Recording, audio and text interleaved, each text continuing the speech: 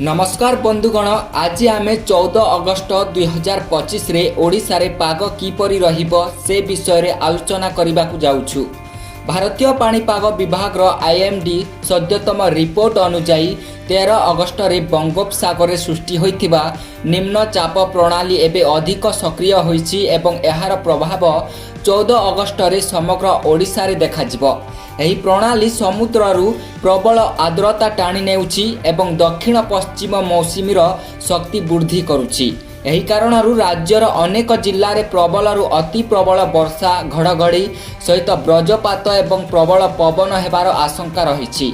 प्रथमे आसंतु सर्वाधिक प्रभावित जिल्ला विषय रे आलोचना करिबा। कोरापुट एवं मालकानगिरी आज खबर रे रहिबे, कारण एठारे बहुत प्रबल वर्षा हेबार संभावना रहिछि।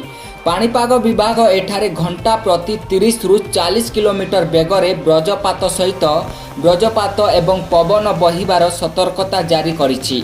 यार अर्थ हेउछि केवल प्रबल वर्षा हेबो नाही, बरं झड़ भली पवन मध्य हेबो जहा गछ उपुड़ी पकाइबो, विद्युत खुंट बंका करिपारे एवं कच्चा घर गुडी को क्षति पहुंची पारे। यह व्यतीत नवरंगपुर, कलाहांडी, कंधमाल, रायगड़ा, गजपति, गंजाम एवं नयागढ़ जिल्ला रे मध्य प्रबल वर्षा हेबार पूर्वानुमान करा जायछि। एही जिल्ला गुड़िकरे वर्षा सहित वज्रपात एवं प्रबल पवन हेबार संभावना रहिछि। एही अंचल गुड़िक पहाड़िया एवं नदी अछि, तेणु एठारे द्रुत जल प्रवाह, भूस्खलन एवं छोट पोल उपरे पानी प्रवाहित हेबा भली घटना घटी पारे। एबे उत्तर एवं पूर्व ओडिशा विषय रे आलोचना करिबा। पाणीपाग विभाग बालेश्वर, भद्रक, जाजपुर, केन्द्रापड़ा, कटक, जगतसिंहपुर, पुरी, खोर्धा, सुंदरगढ़, झारसुगुड़ा, बरगढ़, संबलपुर, देवगढ़, अनुगुल, ढेंकानाल, केउझर, मयूरभंज, सोनपुर, बौद्ध, नुआपड़ा एवं बलांगीर भली जिल्ला रे मध्य वज्रपात एवं वज्रपातर सतर्कता जारी करिछि।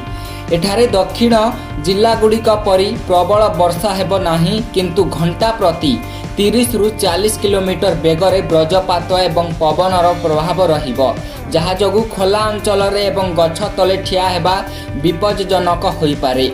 पाणीपाग विभाग स्पष्ट भाव में कहिछि जे एही परिस्थिति केवल आज पर्यंत सीमित रहिबो नाही, बरं अगस्ट 15 रे मध्य अनेक जिल्ला रे प्रबल वर्षा, झड़ एवं वज्रपातर विपद जारी रहिबो। अर्थात आज राति आसंता काली पर्यंत सतर्क रहिबा अत्यंत जरूरी।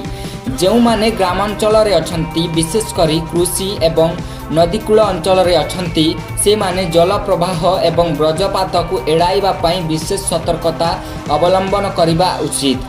किछि गुरुत्वपूर्ण सतर्कता प्रति ध्यान देबा अत्यंत गुरुत्वपूर्ण। प्रथमतः जदि आकाश रे घड़घड़ी एवं वज्रपात हुए तेबे आदौ बाहर को जांतु नाही।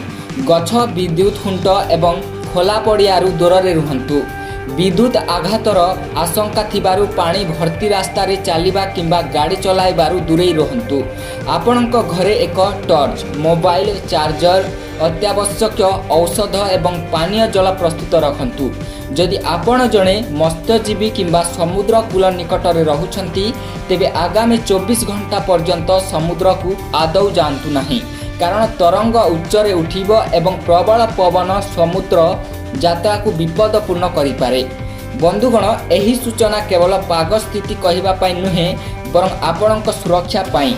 पाणीपाग विभाग सतर्कता को हालुका भावरे नियंतु नाही, कारण अनेक समय रे लोक माने भाबंती जे सबु बेले वर्षा हुए, किंतु जेतेबेले निम्नचाप प्रणाली एवं मौसुमी एकाठी सक्रिय हुए परिस्थिति शीघ्र खराब होई पारे। आज एवं काली मध्यरे छोट अंचल रे पानी जमीबा, रास्ता बंद हेबा, क्षतकु क्षति एवं यातायात बाधा सृष्टि हेबा साधारण होई पारे। तेणु यथासंभव घर भितरे रुहंतु, पाणीपाग अपडेट उपरे नजर रखंतु एवं प्रशासन रो निर्देश पालन करंतु। यह 14 अगस्ट 2025 पई ओडिशार विस्तृत वर्षा अपडेट थिला। जदि आपण ओडिशा रे अछंती तेबे सतर्क रुहंतु, सुरक्षित रुहंतु एवं एही सूचना आपणक परिवार एवं बंधु मानक सहित शेयर करंतु, जहा द्वारा से माने मध्य समय मध्यरे प्रस्तुत होई पारिबे।